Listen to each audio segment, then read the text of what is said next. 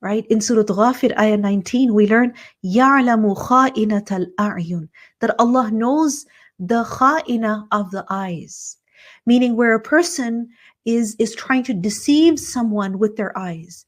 And one of the companions explained this as, one of the tabi'un explained this as that when a man is sitting amongst his friends and a woman passes by, and he looks towards her, and then he looks at his companions and sees that, oh, they're not looking at me, so then he looks at her again, right? So this khiyana, where you're trying to hide from people, and just for that moment, for that split second, you look at what is impermissible or what you should not be looking at, right? In that manner, Allah subhanahu wa ta'ala knows about it. يَعْلَمُ خَائِنَةَ الْأَعْيُنِ